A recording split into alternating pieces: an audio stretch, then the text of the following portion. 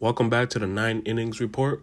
Today we're starting off the show with some news that not many expected.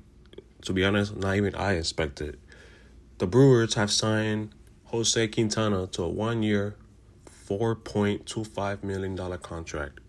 I didn't really expect that. I expected him to get a better deal. I would say maybe 2 years, 20 million around there somewhere. To be honest, maybe I truly envision him going back to the Mets because I just feel like in the 2 years that he was with the Mets, he had his injuries and stuff, but he was a really, really good pitcher for them. And looking at the Mets camp already this year, they already got two injuries with Montez and the other starting pitcher. I can't remember his name right now, but they could have really used him this year. They should have just gave him what he wanted, 2 years, whatever it was. Give him a 1 year with a player option or something, or a club option, whatever the case is. But I feel like they definitely made a mistake of not signing him, especially with the fact that the Mets already have two big injuries to the starting rotation. Moving on, we have the Nationals finally pursuing a stadium naming rights deal and a sponsor for their jersey patches. We also have Mike Moustakas, who announced his retirement. Now, Mike finished off his career with 215 home runs, 683 RBIs. He was a three-time All-Star, and he won a World Series. We also have Luis Gil, that Aaron Boone, the Yankees manager, announced that has a high-grade lat strain. So he's shut down for the next 6 weeks. He'll probably be back late May, middle of June, probably early July. We also have the Pirates, who claimed Justin Lawrence from the Rockies. Look at that. The Pirates are making a move. Lastly, there's two things I want to talk about. One of them being Marcus Stroman. So, you see how everybody was coming at him and saying all these things about him, how he wasn't a team player and blah, blah, blah, blah. At the end of the day, Marcus Stroman had every right to do what he did when he didn't show up the first few days, which weren't mandatory. Let's make that clear. And when he had that interview, he stated he was a starter numerous times. So this is why, I always like Marcus in a way, because he always stands for what he believes in. Before he got that contract with the Yankees, people were doubting him. Before he got that contract with the Cubs, people were doubting him. A lot of people doubt him, but he's a really, really good pitcher.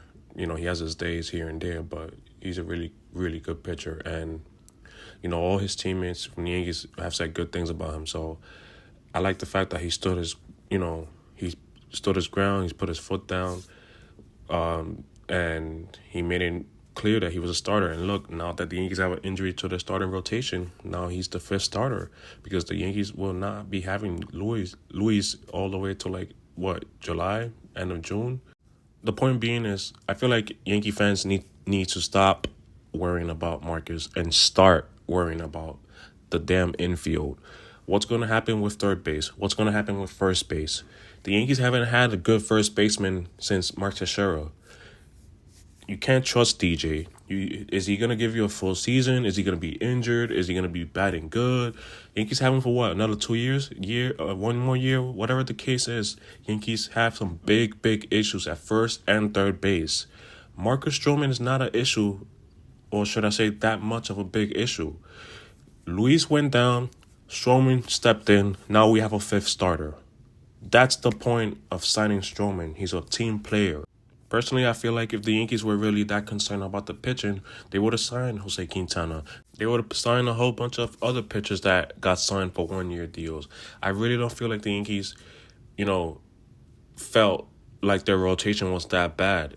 They have a really good rotation.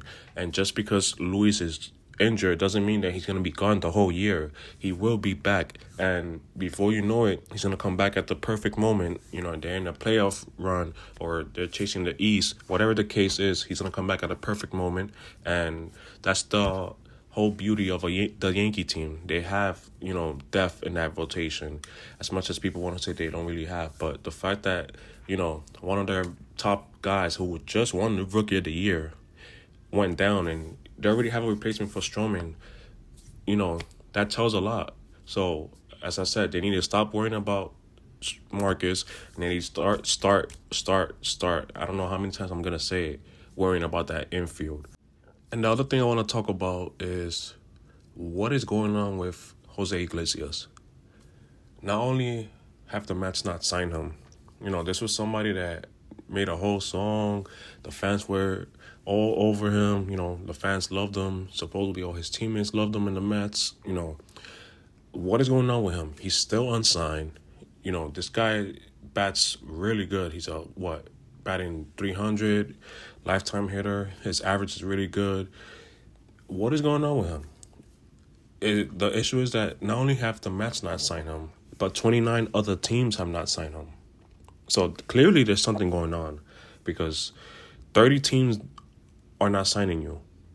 So I really want to know what's going on. Maybe there's something that's not being reported. Maybe he has an injury or whatever the case is. But it's really, really strange that we're already in March, about to start the season, end of the month, and Jose Iglesias is still not signed. I'm sure he's gotten some minor league invites or something, but he's probably looking for a major league deal. Just like Anthony Rizzo. Anthony Rizzo is still not signed. And to be honest, that's another topic to be talked about because I really, really, really, really still believe Anthony Rizzo still has a lot left in the tank.